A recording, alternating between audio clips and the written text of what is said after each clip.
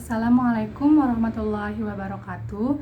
Perkenalkan, nama saya Baik Mila Istiharoh dengan NIM A1B023100089, Prodi Manajemen kelas C. Sebelumnya, saya ucapkan terima kasih kepada Bapak Andra Aderianto MA selaku dosen pengampu mata kuliah Bahasa Indonesia.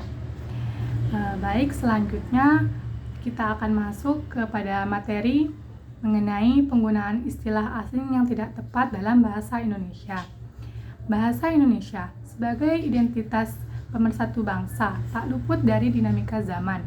Perkembangan teknologi dan arus globalisasi membawa pengaruh besar, termasuk dalam penggunaan bahasa.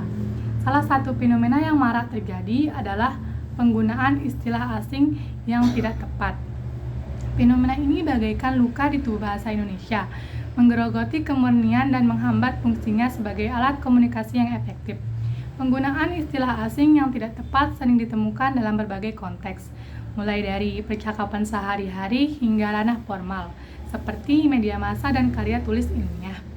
Hal ini dapat dilihat dari beberapa contoh, seperti yang pertama, penggunaan kata asing yang sudah memiliki padanan dalam bahasa Indonesia. Contohnya, download, jadi unduh, upload, unggah, meeting, pertemuan, dan deadline, batas waktu.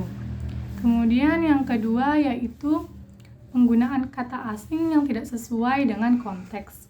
Contohnya, saya mau shopping ke mall, yang dimana seharusnya saya mau berbelanja ke mall. Kemudian yang ketiga yaitu penggunaan kata asing yang diucapkan dengan tidak tepat. Contohnya, dia pronounce kata itu dengan salah, yang dimana seharusnya dia mengucapkan kata itu dengan salah.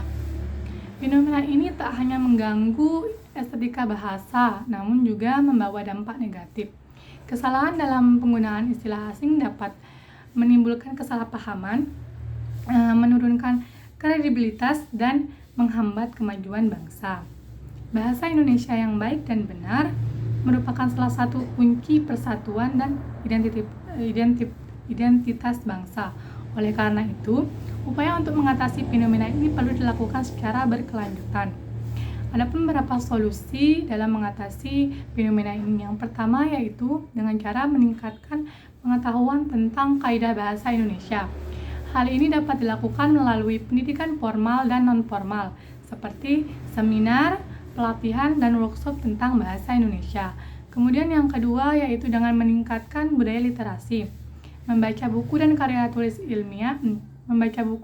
tulis yang baik dalam bahasa Indonesia dapat membantu meningkatkan pemahaman dan penggunaan bahasa yang tepat. Kemudian yang ketiga yaitu dengan cara menyediakan media pembelajaran bahasa Indonesia yang menarik. Media pembelajaran yang interaktif dan kreatif dapat memotivasi masyarakat untuk mempelajari bahasa Indonesia dengan lebih mudah dan menyenangkan. Kemudian yang keempat yaitu memperkuat peran media massa dan lembaga bahasa. Media massa dan lembaga bahasa seperti Badan Bahasa perlu berperan aktif dalam mempromosikan penggunaan bahasa Indonesia yang baik dan benar. Kemudian yang keempat yaitu menumbuhkan kesadaran masyarakat tentang pentingnya bahasa Indonesia. Kampanye dan edukasi publik tentang pentingnya bahasa Indonesia perlu dilakukan secara berkelanjutan.